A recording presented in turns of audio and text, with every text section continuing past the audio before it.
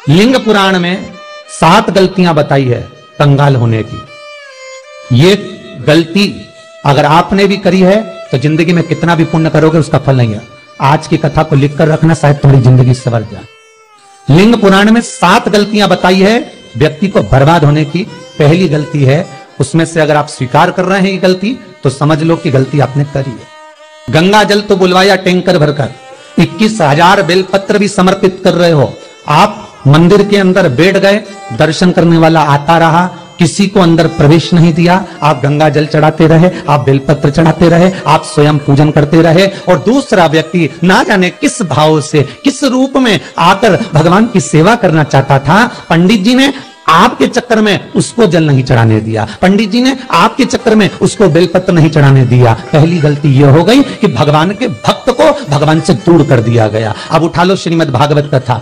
2 देवताओं ने गलती करी थी। एक ब्रह्मा जी ने गलती करी थी कि गाय बछड़ों का हरण कर लिया था। 1 वर्ष होने में 1 दिन था तब ब्रह्मा जी ने गाय बछड़े वापस दिए थे। दूसरी गलती इंद्र ने करी थी, जल वृष्टि करी तब भगवान कृष्ण को गोवर्धन पर्वत उठाना पड़ा। दोनों देवताओं ने गलती करी पर भगवान कृष्ण ने इंद्र को क्षमा कर दिया पर ब्रह्मा को क्षमा नहीं करा। क्यों नहीं करा? क्योंकि इंद्र को क्षमा इसलिए करा क्योंकि इंद्र ने जब जलवृष्टि करी तो सारे ब्रजवासियों को भगवान के चरणों में लाकर छोड़ दिया। सारे ब्रजवासी गोवर्धन पर्वत के नीचे आकर बैठ गए, भगवान के चरणों में आ गए। और ब्रह्मा ने जो गलती करी वो ऐसी गलती करी कि भगवान से गाय और बछड़ों को दूर कर दिया। जो भगवान से भगत को दूर कर दे उसको शंकर कभी क्षमा नहीं कर सकता। इसलिए बर्बादी का पहला कारण आप भक्त और भगवान में दूरी बना दी।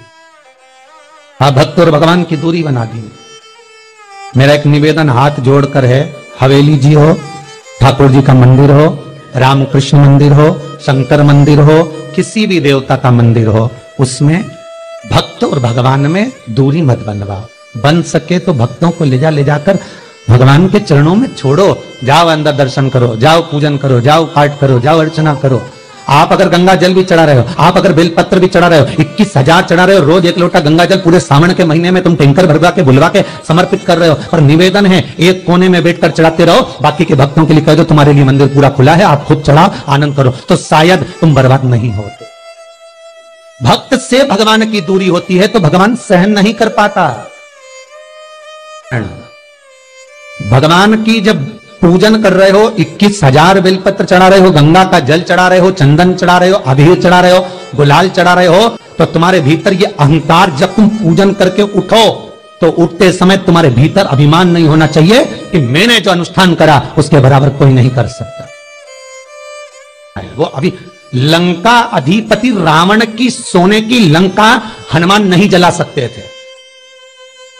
संहिता उठाइए और रावण संहिता को उठाकर पढ़िए। हनुमान जी सोने की लंका नहीं जला सकते थे। फिर क्यों जल गई? किस लिए जली वो सोने की लंका? केवल कारण इतना था कि रावण जब शंकर की पूजन कर कर उठता था तो शंकर भगवान से एक शब्द कहता था, भोलेनाथ तुम्हारे सारे भक्तों में मेरे जैसा भक्त कहीं नहीं मिलेगा जो तुमको अपने हाथों पर उठा लेता। बस वो अभिमान ऐसा था कि सोने की लंका जल गई, नहीं तो किसी की सामर्थ्यता नहीं थी कि सोने की लंका जले। आपका धन, आपका वैभव, आपकी सत्ता आपके पास रहेगी, आप पर कर्जा कभी नहीं हो सकता, आप पर कर्जा ठहर नहीं सकता। पर कर्जा क्यों बढ़ा, लंका क्यों जली, क्यों बर्बाद हुए, उसका कारण होगा आपकी अभिमतता। ये दूसरा कारण है व्यक्ति को बर्बाद होने का, अभिमतता। तीसरा कारण कहा सब्सक्राइब करें हमारा चैनल कि भगवान की सेवा तो आप कर रहे हो, ताकि आप भगवान की चाकरी में तो आप लगे हो, भगवान की आराधना भी कर रहे हो, दिया भी लगा रहे हो, धूप बत्ती भी लगा रहे हो, स्नान भी करा रहे हो, पंचामृत स्नान भी करा रहे हो, सारी पूजन अर्चना सब तुम कर रहे हो। पर हो सकता है इस पूजन अर्चना में आप केवल 3 घंटा पूजन करते हो और बाकी के समय किसी न किसी की जीवात्मा को दुख पहुंचा रहे हो।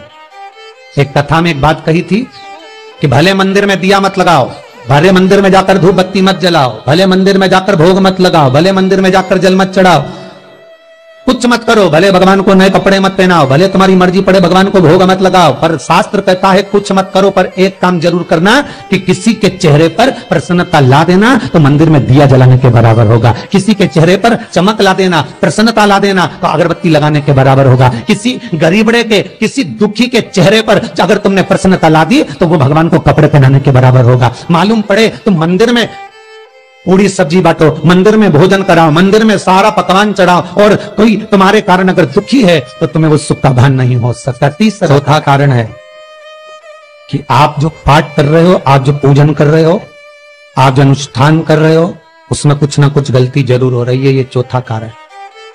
एक बार पूरे घर के लोगों को बिठाओ, अपने घर के लोगों को, मम्मी से पूछना मम्मी तुम कौन कौन सा पाठ करती हो, एक बार मम्मी से पूछना, फिर एक बार पापा से पूछना पापा आप कौन कौन सा पाठ करते हो सुबह, फिर बहू से पूछना भाभी आप कौन कौन सा पाठ करती हो, फिर छोटी दुल्हन से पूछना छोटी दुल्हन तुम कौन कौन सा पाठ करती हो, भैया आप कौन कौन सा पाठ करते हो, आप कौन कौन सा पाठ करते हो, पूछना। जब घर के अंदर बड़ी बहू अलग तरह का पाठ कर रही है, छोटी बहू अलग तरह का पाठ कर रही है, मंजली बहू अलग तरह का पाठ कर रही है, मां अलग तरह का पाठ कर रही है, पति अलग तरह का पाठ कर रहा है, तो उसका जो प्रभाव है, कौन सी चीज कहां टकरा रही है जिसके कारण घर में रोग इतना है कि कोई सही होने वाला ही नहीं, और वो कारण आपको दुख की ओर लेकर जा रहा है, बीमारी की ओर लेकर जा रहा है। चौथा कारण है आपका मंत्र जाप, आपका स्मरण, आपका भजन, आपका पूजन कहीं गलत जरूर है। बेल आइकन दबाएं ताकि आप पांचवा सूत्र महाराज, हर एक वीडियो से हमने जो दान किया, हमने जो पुण्य किया, हमने जो सत्कर्म किया, वो किस जगह पर लगा। पांचवा सूत्र जो आप दान कर रहे हो, सब्सक्राइब करें हमारा चैनल पास्तुक है, जो आप पुण्य कर रहे हो, सत्कर्म कर रहे हो, वो किस जगह पर लगा। ये पांचवा सूत्र हमारे हर एक वीडियो से। फिर निवेदन करेंगे, गाय, बेटी और लक्ष्मी 50 बार विचार करना तब किसी को देना। बेटी किसी ऐसे को मत ब्याह देना जो जुआ खेलता हो, मदिरापान करता हो, मांसाहार करता हो, वेश्यावृत्ति करता हो, वो बेटी का सम्मान नहीं करेगा। बेटी रोएगी तो कन्यादान करने वाले को रोना पड़ेगा। हमारे हर एक वीडियो से। दूसरे नंबर पर गौ माता, गाय ऐसे ब्राह्मण को दान मत देना कि ब्राह्मण के घर में खुद रहने की जगह नहीं और गाय को ले जाकर तुमने दे दिया और उस ब्राह्मण ने जब तक दूध दिया बांध कर रखा, एक तगाड़ी बाल्टी साड़ी के चक्कर में ले लिया, सोने के सींग के चक्कर में ले लिया और बाद में वही गाय कसाई के हाथ में बिक गई और कसाई ने काटा तो बद्दुआ तुमको लगी। बेटी, गाय और लक्ष्मी, पैसा भी किसी ऐसे भिखारी के कटोरे में मत दान देना कि जिसने ले जाकर मदिरापान में लगा दिया, जुए में लगा दिया, वेश्यावृत्ति में लगा दिया। अगर जिस भिखारी के कटोरे में पैसा दिया उसने शाम को ले जाकर मदिरापान में जुए में लगा दिया तो लक्ष्मी रोती है कि तूने मुझे गलत जगह पर दिया है, इसलिए अब तुझे रोना पड़ेगा। तब व्यक्ति को रोना पड़े। पांचवा कारण अपनी पुस्तिका में लिख कर रखना, तुम्हारे दुख का पांचवा कारण क्या है।